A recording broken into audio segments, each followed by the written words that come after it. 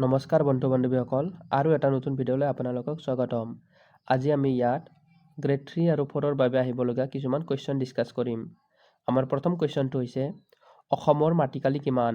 Option A ৭৮,৩৫৮ বৰ্গ kilometre, option B ৭৮,৪৩৮ বৰ্গ kilometre, option C ৭৮,৪৮০ বৰ্গ কিলোমিটাৰ নে অপশ্যন ডি এটাও নহয়। আৰু ইয়াৰ শুদ্ধ উত্তৰটো হ'ব অপশ্যন নম্বৰ বি ৭৮,৪৩৮ বৰ্গ কিলোমিটাৰ। নেক্সট কুৱেশ্যন নম্বৰ 2, অসমৰ ৰাজধানীৰ নাম কি? Option A Shillong, B Agartala, C Dispur নে ডি গেংটক। আৰু ইয়াৰ শুদ্ধ উত্তৰটো হৈছে option number C Dispur. Next question number 3, অসমৰ প্ৰধান নৈ কোনখন? A Brahmaputra, B Barak, C Dhansiri নে ডি গংগাধৰ। আৰু ইয়াৰ শুদ্ধ উত্তৰটো হৈছে option number A Brahmaputra. Next question number 4, আয়তনৰ ফালৰ পৰা অসম ভাৰতৰ কিমান শতাংশ? Option A 3.70%, option B 2.39%, option C 2.40% নে অপশ্যন ডি 3.10%। আৰু ইয়াৰ শুদ্ধ উত্তৰটো হ'ব অপশ্যন নম্বৰ বি 2.39% বা শতাংশ। নেক্সট কুৱেশ্যন নম্বৰ 5, বৰাক উপত্যকাৰ সৰ্ববৃহৎ নগৰ কোনখন? Option A Cachar, B Silchar, C Karbi Anglong নে ডি এটাও নহয়। আৰু ইয়াৰ শুদ্ধ উত্তৰটো হ'ব option number B Silchar. Next question number 6, অসমৰ আটাইতকৈ ওখ পাহাৰ শ্ৰেণীৰ নাম কি? Option A Bengkha, option B Jatinga, C Barail নে ডি এটাও নহয়। আৰু ইয়াৰ শুদ্ধ উত্তৰটো হ'ব option number C Barail. Next question number 7, Majuli কোনখন জিলাত অৱস্থিত? A Jorhat, B Kamrup, C Nagaon নে ডি মাজুলী। আৰু ইয়াৰ শুদ্ধ উত্তৰটো হ'ব অপশ্যন নম্বৰ ডি মাজুলী। অসমত কেইখন ৰাষ্ট্ৰীয় উদ্যান আছে? এ 5খন, বি 10খন, চি 7খন নে ডি 6খন।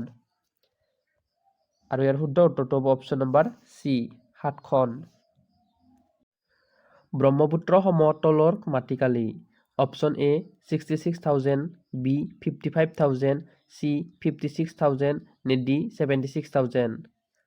আৰু ইয়াৰ শুদ্ধ উত্তৰটো হ'ব option number C 56,000। Next question number 11, Chakrashila অভয়াৰণ্য ক'ত অৱস্থিত? এ বঙাইগাঁও জিলাত, বি কোকৰাঝাৰ জিলাত, চি গোৱালপাৰা জিলাত নে ডি বৰপেটা জিলাত। আৰু ইয়াৰ শুদ্ধ উত্তৰটো হ'ব অপশ্যন নম্বৰ বি কোকৰাঝাৰ জিলাত। নেক্সট কুৱেশ্যন নম্বৰ 12, কাছাৰ জিলাৰ মহকুমা কি? A Haflong, B Silchar, C Diphu নে ডি কৰিমগঞ্জ। আৰু ইয়াৰ শুদ্ধ উত্তৰটো হ'ব option number B Silchar. Next question number 13, উত্তৰ পূৰ্বাঞ্চলৰ অন্যতম বৃহত্তম নদী কোনখন? A Brahmaputra, B Barak, C Manas নে ডি বেকী। আৰু ইয়াৰ শুদ্ধ উত্তৰটো হৈছে option number A Brahmaputra. Next question number 14, অসমত কেতিয়া প্ৰথম খাৰুৱা তেলৰ সন্ধান পোৱা গৈছিল? এ 1866 to 1867, বি 1889, চি 1786 নে ডি 1901। আৰু ইয়াৰ শুদ্ধ উত্তৰটো হ'ব option number A 1866 to 1867। Next question number 15, অসমত জলজ সম্পদৰ প্ৰধান ভাণ্ডাৰ কি? এ ব্ৰহ্মপুত্ৰ, বি ভৰলু নৈ, চি দিহিং নে ডি নাই। আৰু ইয়াৰ শুদ্ধ উত্তৰটো হ'ব option number A Brahmaputra. Next question number 16, দীপৰ বিল ক'ত অৱস্থিত? এ গুৱাহাটী, বি দৰং, চি নলবাৰী নে ডি নগাঁও। আৰু ইয়াৰ শুদ্ধ উত্তৰটো হ'ব অপশ্যন নম্বৰ এ গুৱাহাটী। অসমত প্ৰধান কেতিয়া খাৰুৱা তেলৰ বাণিজ্যিক উৎপাদন আৰম্ভ? এ 1866, বি 1889, চি 1884 নে ডি 1901। আৰু ইয়াৰ শুদ্ধ উত্তৰটো হ'ব option number B 1889। Next question number 18, কাঁহৰ সাজ বাচন ক'ত তৈয়াৰ কৰা হয়? এ হাজোত, বি ডিব্ৰুগড়ত, চি সৰ্থেবাৰীত নে ডি শুৱালকুছিত। আৰু ইয়াৰ শুদ্ধ উত্তৰটো হ'ব অপশ্যন নম্বৰ চি সৰ্থেবাৰীত। নেক্সট কুৱেশ্যন নম্বৰ 19, চেনিকল ক'ত আছে? A Namrup, B Chariduar, C Dhubri নে ডি কামৰূপ। আৰু ইয়াৰ শুদ্ধ উত্তৰটো হ'ব option number A Namrup. Next question number 20। ভাৰতীয় সাৰ নিগমৰ কাৰখানা ক'ত অৱস্থিত? A Dhubri, B Namrup, C Guwahati নে ডি বঙাইগাঁও। আৰু ইয়াৰ শুদ্ধ উত্তৰটো হ'ব option number B Namrup. Next question number 21।